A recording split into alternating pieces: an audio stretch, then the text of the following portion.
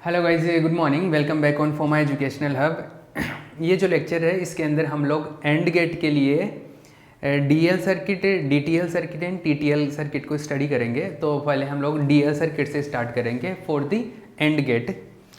तो and gate के लिए जो डीएल सर्किट होता है वो कुछ इस तरीके से बनता है। मैं इसको एक बार बनाता हूँ। Okay, so let's start. DL circuit for AND gate. हमने पहले नोर गेट के लिए डीएल सर्किट, उसका डीटीएल सर्किट और टीटीएल सर्किट वो हमने कंप्लीट कर लिया था। अभी एंड गेट के लिए हम लोग करेंगे। तो एंड गेट के लिए सबसे पहले हम लोग डीएल सर्किट, फिर DTL and then TTL circuit को डिस्कस करेंगे। तो first of all we will discuss DL circuit. तो डीएल परिपथ एंड द्वार के लिए डीएल परिपथ,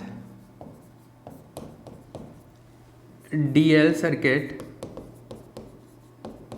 फॉर एंड गेट।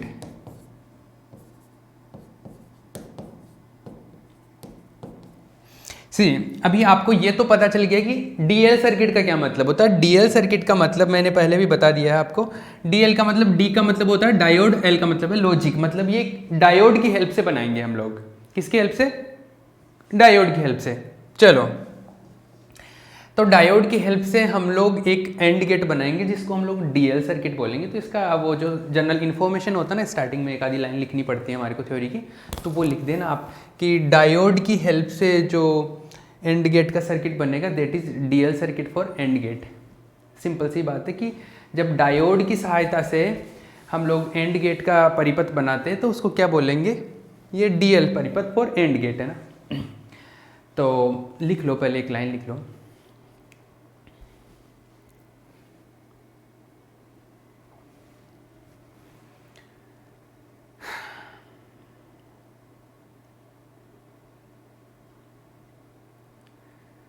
जब डायोड की सहायता से एंड गेट का परिपथ, एंड द्वार का परिपथ बनाया जाता है, जब डायोड की सहायता से एंड द्वार का परिपथ बनाया जाता है, जब डायोड की सहायता से एंड गेट का, एंड द्वार का परिपथ बनाया जाता है, तो उसे एंड द्वार का डीएल परिपथ कहते हैं। तो उसे एंड द्वार का डीएल परिपथ कहते हैं।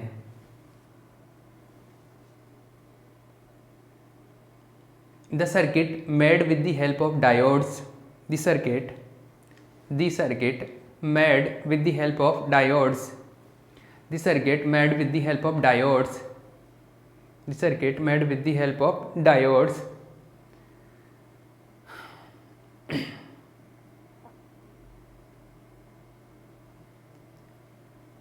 for AND gate is called DL circuit, is called DL circuit of AND gate, is called DL circuit for AND gate। ठीक है, चलो ये तो हो गया। अभी मैं सर्किट बनाता हूँ। सर्किट हम लोग कुछ इस तरीके से बनाते हैं। डायोड को इस तरीके से लगाएंगे। इधर इस टाइम पे पी साइड इधर, एन साइड इधर है ना। एक तो इधर लगाएंगे, एक यहाँ पे येलो, ये हो गया। यहाँ से एक रेसिस्टेंस लगाएंगे और फिर यहाँ पर हम लोग एक बैटरी लगाएंगे। बैटरी का मतलब हाई वोल्टेज। देखो यहाँ पर एक बैटरी लगाने का मतलब है यहाँ पर हाई वोल्टेज रखूँगा मैं। जैसे यहाँ पर मैं रख दिया V1, इसको बोलते हैं V1 का मतलब है हाई वोल्टेज है। वोल्टेज 1 का मतलब हाई वोल्टेज है। और जनरली हाई वोल्टेज हम लोग 5 वोल्टेज रखते हैं। जब भी ये सर्किट बनाते हैं डायोड का, तो मैं हाई वोल्टेज बोल लूँ तो आप उसको, हाई वोल्टेज का मतलब केवल ऐसा नहीं कि, हाई वोल्टेज का मतलब ऐसा है कि जैसे अगर हम लोग दो वैल्यू ले रहे हैं, सपोज एक वैल्यू आ रहा है मेरा कुछ माइक्रो एम्पियर में या मिली एम्पियर में। सपोज एक आ रहा 420 मिली एम्पियर, मिली वोल्ट, और एक आ रहा मान लो 4.2 वोल्ट। तो ये अपना हाई वोल्टेज है, ये अपना लो वोल्टेज है। मतलब ये तो 0 को रिप्रेजेंट करेगा और ये 1 को रिप्रेजेंट करेगा। Are you getting my point? ये 0 को रिप्रेजेंट करेगा, ये 1 को रिप्रेजेंट करेगा। जनरली हम लोग 1 का मतलब ये समझते हैं कि 5 वोल्ट, क्योंकि जब भी एंड गेट के सर्किट बनाते हैं तो हम लोग 1 जो रिप्रेजेंट करता है उसको 5 वोल्ट लेके चलते हैं। बट ये प्रैक्टिकल वैल्यूज होते हैं, आइडियल वैल्यूज होते हैं, जनरली 5 वोल्ट से थोड़ा ऊपर नीचे हो जाता है ये, है ना। और जो ये होता है 0 होता है, तो 0 का मतलब हम लोग जनरली 0 वोल्ट लेके चलते हैं, लेकिन ये 0 वोल्ट नहीं होता। प्रैक्टिकली अगर सर्किट में बात करें तो वो कुछ मिली वोल्ट में या माइक्रो वोल्ट में चला जाता है, मतलब 0 के नज़दीक ही होता है। अब जैसे इसके कंपैरिजन में तो ये 0 ही है, क्योंकि इसका मिली वोल्ट का मतलब 0.42 हो गया, तो ये एग्जैक्टली 0 तो नहीं बोल सकते, लेकिन ये प्रैक्टिकल वैल्यूज आते हैं तो ये 0 के अबाउट मतलब नियर टू 0 है, और ये नियर टू 5 वोल्ट है। तो ये 1 को रिप्रेजेंट करते हैं और ये 0 को रिप्रेजेंट करते हैं, ठीक है। तो इधर एक तरीके से मैंने क्या कर रखा है, इधर हाई वोल्टेज लगा रखा है। पहले जब ओर गेट के सर्किट बनाए थे, ओर गेट में यहाँ पर हमने ग्राउंडेड कर रखा था, मैं ऐसे बनाता था, ऐसे ऐसे ऐसे ऐसे, ऐसे। उसका मतलब होता था ग्राउंडेड, मतलब 0 वोल्ट पे कर रखा। बट अभी हम लोगों ने इसको 1 वोल्ट पे 1 मतलब हाई वोल्टेज पे कर रखा है। आप ऐसे समझ सकते हो कि जैसे 5 वोल्ट पे, फॉर एग्जाम्पल ये आर है, रेसिस्टेंस है। आउटपुट लेना अपने को यहाँ पे, दिस इज वी आउटपुट।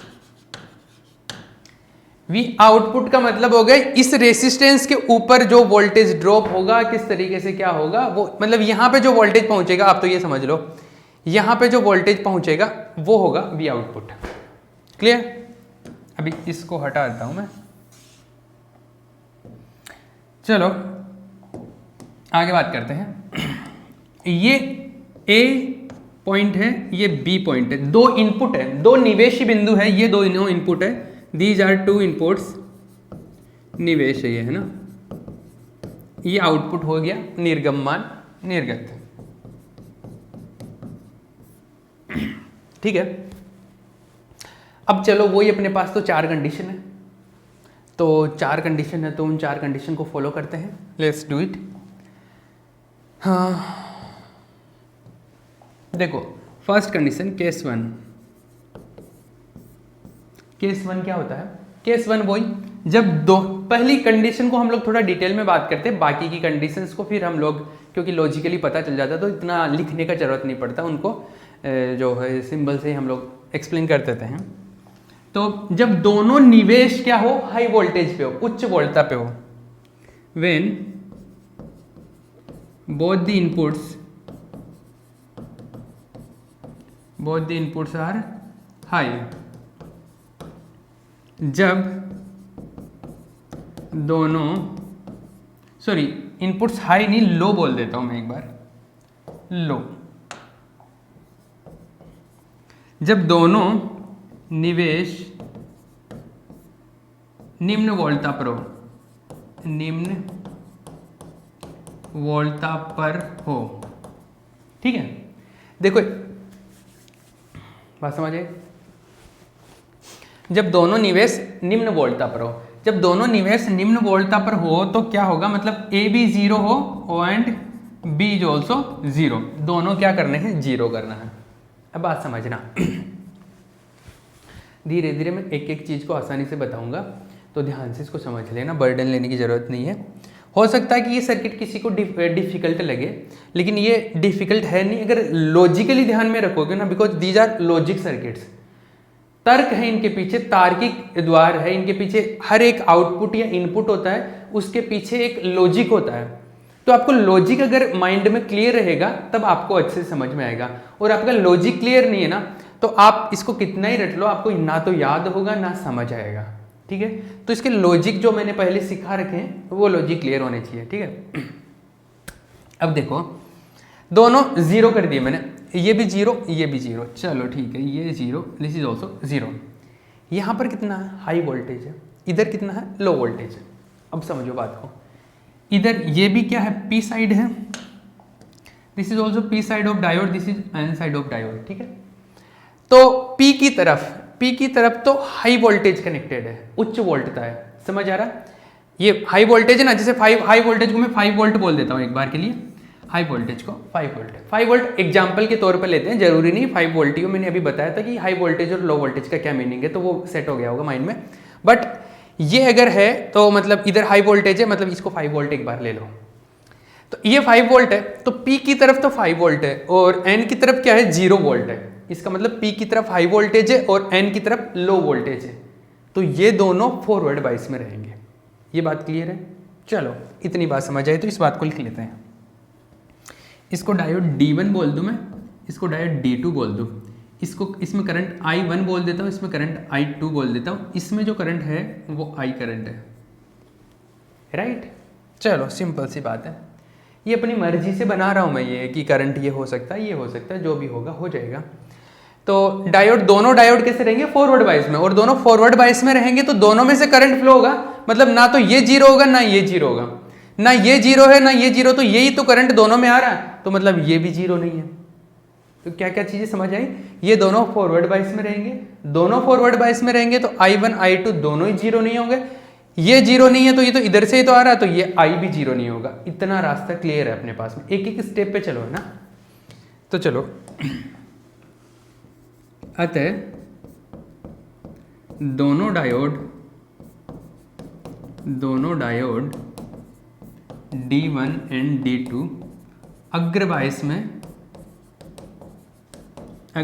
में कार्य करते हैं या करेंगे। इस पर्टिकुलर सिचुएशन की बात कर रहा हूँ, इस कंडीशन में। Hence both diodes will work in forward बाइस।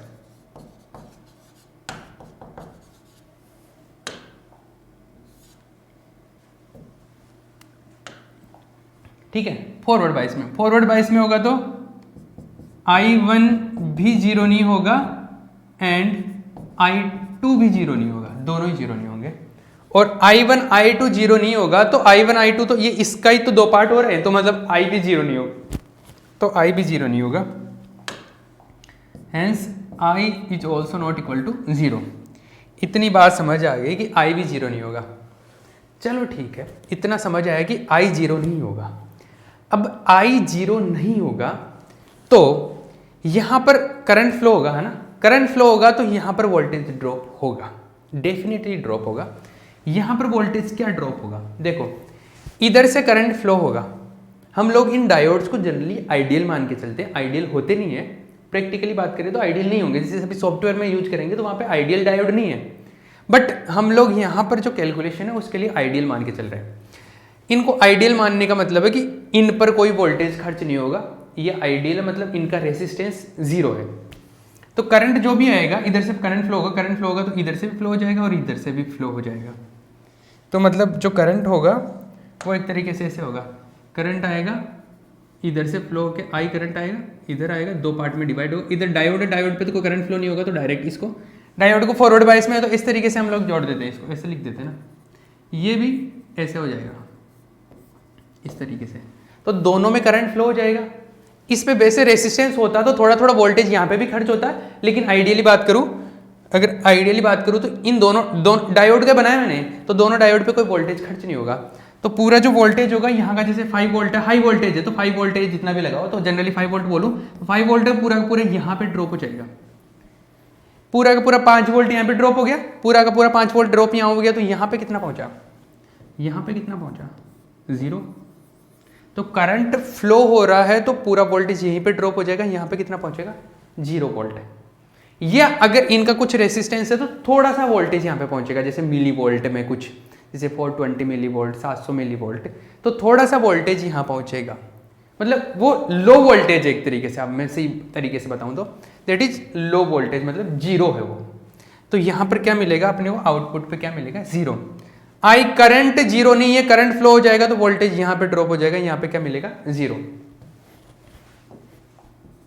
अतः V आउटपुट जो होगा, वो 0 होगा, 0 वोल्ट, या V आउटपुट जो है वो लो मिलेगा, निम्न, जिसको 0 बोलते हैं।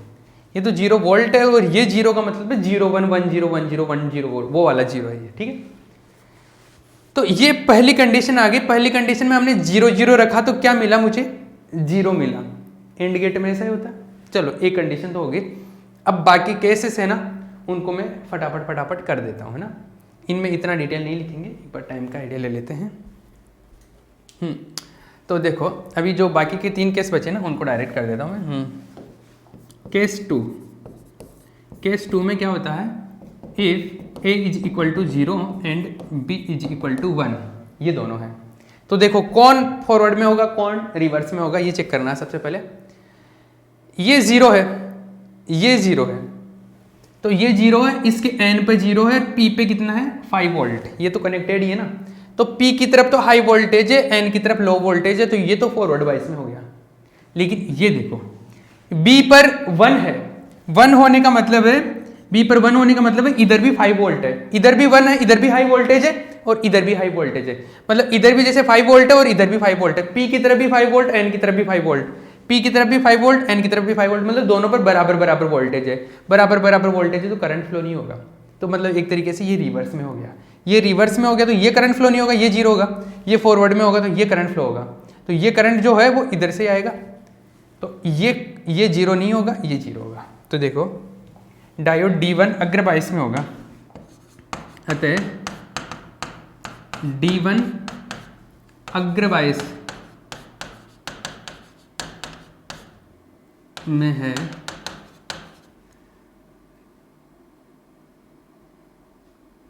इन फॉरवर्ड बायस, ये फॉरवर्ड बायस में है, तो इसका जो करंट है I1 वो 0 नहीं होगा, राइट। लेकिन जो D2 है वो रिवर्स बायस में होगा, पश्च बायस में है, पश्च बायस में इन रिवर्स बायस, और रिवर्स बायस में है तो करंट जो I2 है वो 0 होगा, ठीक है।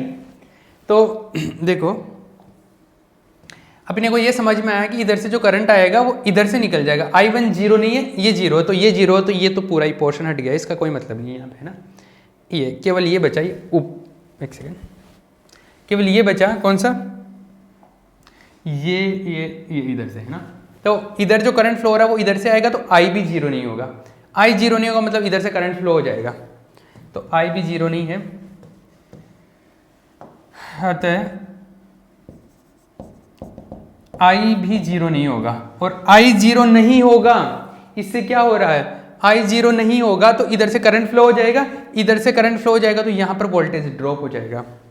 ये चीज़ समझ रहे हो ना, V = I × R होता है, करंट फ्लो हो गया मतलब रेसिस्टेंस से मल्टीप्लाई करके वोल्टेज ड्रॉप हो जाएगा। तो जो 5 वोल्ट है वो ऑलमोस्ट यहीं पे पूरा ड्रॉप हो गया, यहाँ पे कितना पहुंचेगा 0। इधर से करंट फ्लो होगा तो यहाँ पर वोल्टेज 0 पहुंचेगा, क्योंकि इधर ही ड्रॉप हो जाएगा, पूरा यहाँ खर्च हो जाएगा, तो यहाँ पे कितना पहुंचेगा 0। तो V आउटपुट क्या हुआ, V आउटपुट 0 हो गया। तो अतः V आउटपुट ऑलमोस्ट 0 वोल्ट, और 0 वोल्ट का मतलब हो गया V आउटपुट इज 0, मतलब लो, निम्न, ठीक है। ये मिला मेरे को, 2 कंडीशन हो गए। तो 0 1 में भी क्या मिला 0, एंड गेट में यही होता है। चलो मतलब करंट फ्लो हुआ और वहां पर आउटपुट पे 0 मिल गया, तो अपने को ये चेक करना है कि लास्ट में करंट फ्लो हो रहा है कि नहीं हो रहा। केस 3 की बात करता हूं, जैसे मौका मिले यहाँ पे कॉपी कर लिया करो ना।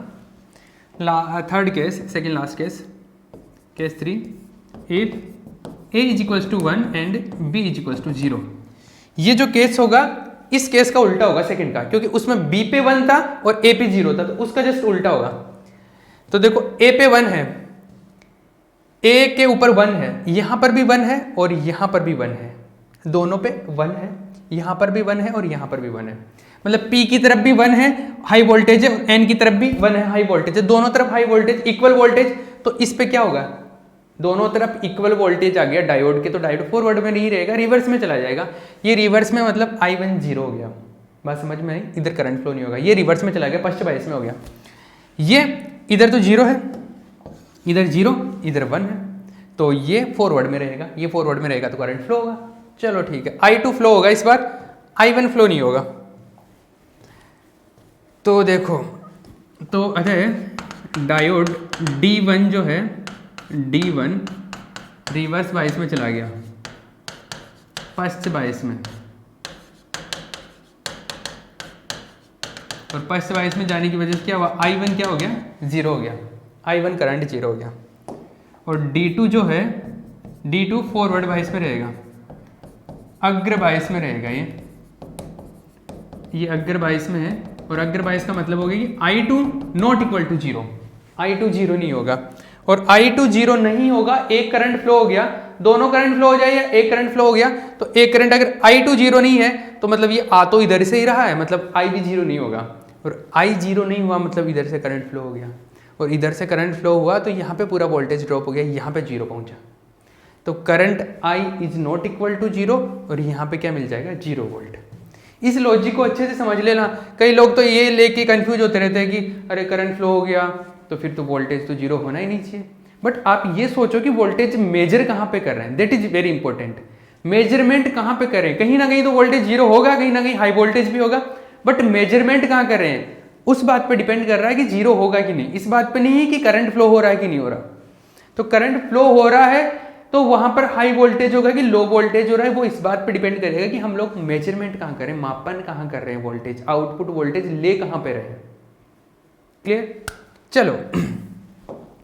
तो अतः I 0 नहीं होगा क्योंकि दोनों में से एक भी फ्लो हो गया तो I मिल जाएगा अपने को, I is not equal to 0, और I 0 नहीं होगा, अतः V आउटपुट पर जो मिलेगा, V आउटपुट पर 0 वोल्ट मिलेगा अपने को, 0 या बहुत कम मतलब मिली वोल्ट में, ये मान लो, बट हम लोग आइडियल बात कर रहे हैं तो 0 ले लेते हैं। लो वोल्टेज मिलेगा, निम्न मान मिलेगा, और निम्न का मतलब हो गया 0, निम्न का मतलब क्या हो गया, 0 हो गया। चलो भैया, निम्न का मतलब 0, तो देखो 0 तीन कंडीशन में 0 आ गया अपने पास में, इसमें भी A1 0 में भी 0 आया, तीन कंडीशन में 0 हो गया, एंड गेट में ऐसा होता है। चलो एक केस और बच गया, लास्ट वन, लास्ट केस और बच गया, case 4, case 4, A is equal to 1 if A is equal to 1 and B is equal to 1, दोनों 1 है, दोनों 1 है तो क्या होगा, कौन फॉरवर्ड में होगा, कौन रिवर्स में होगा। ये भी 1 है, ये भी 1 है, दोनों 1 है, इधर भी 1 से कनेक्टेड है, तो P की तरफ भी 1, N की तरफ भी 1, मतलब दोनों तरफ बराबर बराबर वोल्टेज, इक्वल वोल्टेज है दोनों तरफ, दोनों साइड इक्वल वोल्टेज है, तो ये करंट फ्लो नहीं होगा क्योंकि रिवर्स वाइस में चला जाएगा। इसमें भी दोनों तरफ 1 1 है तो ये भी रिवर्स वाइस में चला जाएगा, इसमें भी करंट फ्लो नहीं होगा, मतलब I1 भी 0 है, I2 भी 0, ये 0 है, ये 0, इसका मतलब इधर से करंट आ ही नहीं रहा। अरे अगर इधर से आता तो कहीं ना कहीं तो जाता, तो ना तो इधर से आ रहा है ना इधर से आ रहा, मतलब इधर से ही नहीं आ रहा, तो I1 भी 0 है, I2 भी 0, दोनों रिवर्स वाइज में, दोनों करंट 0, मतलब I भी 0। और I अगर फ्लो नहीं होता, I अगर 0 है तो यहाँ पर वोल्टेज ड्रॉप क्या होगा, I का वैल्यू 0 पुट करेंगे तो V इक्वल्स टू 0, मतलब यहाँ पर कोई वोल्टेज खर्च नहीं होगा, यहाँ पे कोई वोल्टेज खर्च नहीं होगा, मतलब यहाँ पे 5 वोल्ट है तो यहाँ पे 5, यहाँ पे 5, यहाँ पे 5, यहाँ पे 5, 5, 5, मतलब हाई वोल्टेज मिलेगा आउटपुट पे, आउटपुट पे हाई वोल्टेज मिलेगा। In the case when both the inputs are high voltage, जब दोनों इनपुट हाई वोल्टेज पे है तब क्या मिल रहा है, हाई वोल्टेज। तो मैं एक एक स्टेप लिख रहा हूँ, आपको समझ में आता जाएगा। ये दोनों 1 है तो डायोड D1 एंड D2 दोनों अग्र बायस में है, अग्र बायस में होंगे,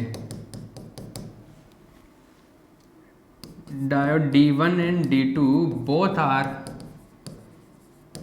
इन फॉरवर्ड बायस, दोनों फॉरवर्ड बायस में है, और दोनों अगर फॉरवर्ड बायस में है, दोनों अगर फॉरवर्ड बायस में है तो क्या होगा, फॉरवर्ड में नहीं है, रिवर्स में है, सॉरी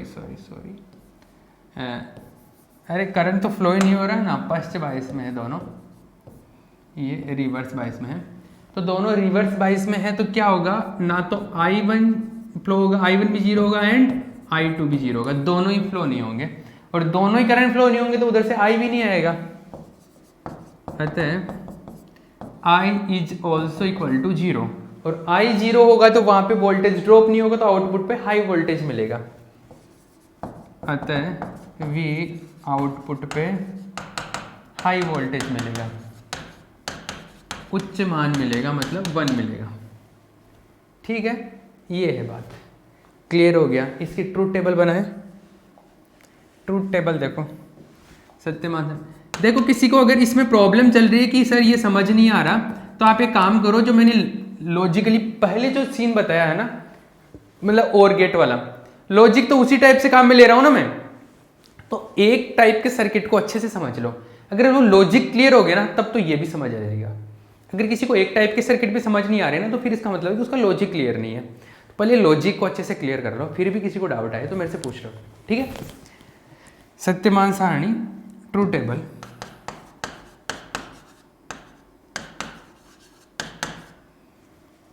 देखो मेरा पहला कोशिश यही रहता है कि क्योंकि डिजिटल है तो मैं कोशिश ये करता हूँ कि बहुत स्लो पढ़ाऊँ और छोटी छोटी चीज़ को भी एक्सप्लेन करूँ, ताकि किसी के दिमाग में डाउट नहीं आए। बहुत लोगों के तो आता भी नहीं है, मैं जब बोलता हूँ कि इस तरीके से भी हो सकता है, तब जाके सोचते कि अच्छा हाँ ये ऐसे भी हो सकता है। बट मेरा कोशिश ये रहता है कि हर एक छोटी चीज़ क्लियर हो, लेकिन फिर भी देखो डाउट आना जेन्युइन चीज़ है। हर किसी के दिमाग में अलग अलग टाइप का डिफरेंट डाउट हो सकता है, तो फिर भी किसी को कोई डाउट रहता है तो पूछे आप, है ना। ट्रूथ टेबल देखिए, निवेश जो इनपुट होंगे, इनपुट्स, और इधर निर्गम ले लेते हैं, आउटपुट।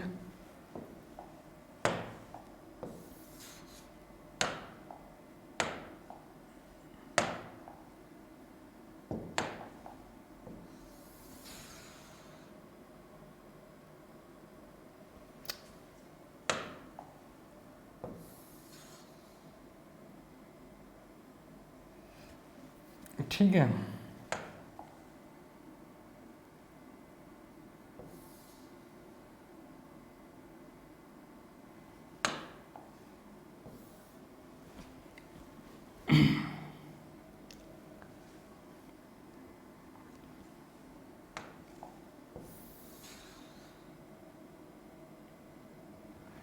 तो ये देखिए इनपुट है ए एंड बी, और आउटपुट जो भी आएगा, तो देखो इनपुट अगर 0 0 है तो अपने पास आ रहा है 0, अगर 0 1 है तब भी आ रहा है 0, अगर 1 0 है तब भी आ रहा है 0, अगर दोनों को 1 1 देते हैं तब जाके अपने पास में हाई वोल्टेज मिला एक ही कंडीशन में। तो ये सेम जो है मतलब मल्टीप्लाई होके मिल रहा है ना, ये मतलब ए डॉट बी मिल रहा है अपने को, आउटपुट क्या मिल रहा है ए डॉट बी, और ये ए डॉट बी किस में मिलता है, एंड गेट में मिलता है। इसका मतलब है कि ये जो ट्रूथ टेबल है वो एंड गेट के लॉजिक गेट है उसको फॉलो कर रही है, उसके सर्किट को फॉलो कर रहा है। इसका मतलब है कि हमने जो बनाया है circuit that is correct circuit है, ठीक है। तो जो डीएल सर्किट है वो वाकई में एंड गेट को फॉलो कर रहा है, क्लियर है ना। चलो ठीक है, चलो ये बात समझ आती है मुझको। तो यहाँ पर एक लिख सकते हो, अतः जो सत्यमान सारणी है वो एंड गेट की सत्यमान सारणी है, अतः ऊपर का जो परिपथ है वो डीएल वो एंड गेट को फॉलो करता है या वैलिड है। ये लाइन लिख सकते हो ना, अब मैंने इतनी बार लिखवाई है, लिख लेना, इंग्लिश में भी लिख लेना, हिंदी में भी लिख लेना, पर लिख लेना यहाँ पे, ठीक है। देखो इतना दिमाग तो डेवलप हो गया होगा, आप फिजिक्स पढ़ रहे हो तो, कि यहाँ पर क्या लिखना है, ये किस तरीके से लिखना है, तो एक लाइन यहाँ पे लिख लेना, ठीक है। नहीं लिखवाऊँगा मैं, अब नहीं लिखवाऊँगा मैं, ठीक है। ये सत्यमान सारणी हो गया, डीएल सर्किट हो गया, तो ये डीएल कंप्लीट हो गया। टाइम देख लेते हैं, ओ 1 मिनट बचा है क्या ऑलमोस्ट। चलो ये जो सर्किट है ये भी दिखा देता हूँ मैं। देखो ये अपना सर्किट है, इसमें देखो मैंने बैटरी लगा रखी है, मतलब यहाँ पे हाई वोल्टेज लगाया था ना, यहाँ पे हाई वोल्टेज का मतलब मैंने बोल रहा था कि बैटरी लगा दो, तो बैटरी लगा दो। देखो मैंने 5 वोल्ट की बैटरी लगा रखी है, ये दोनों इनपुट है। तो देखो अगर मैं दोनों को 0 कर दूँ, ये दोनों 0 कर दिए, एक सेकेंड, अब देखना मैं दोनों को 0 कर रहा हूँ, ये दोनों को 0 कर दिया, दोनों को 0 कर दिया, तो देखो वोल्टेज कितना मिला, ये मिला, मतलब ये करीबन 650 मिली वोल्ट के आसपास। मैं बोल रहा था कि एग्जैक्टली 0 नहीं हो पाता, क्योंकि ये आइडियल सर्किट नहीं है, हम जो मान के चल रहे थे वो आइडियल सर्किट था। तो ये कितना हो गया यहाँ पे, ये 600 के आसपास हो रहा है, मतलब 600 मिली वोल्ट है, तो काफ़ी 0 के आसपास ही है। अगर दोनों में से एक को 1 करूँ, देखो एक को 1 कर दिया, तब भी ये कुछ मिली वोल्ट में आ रहा है, 695 में आ रहा है।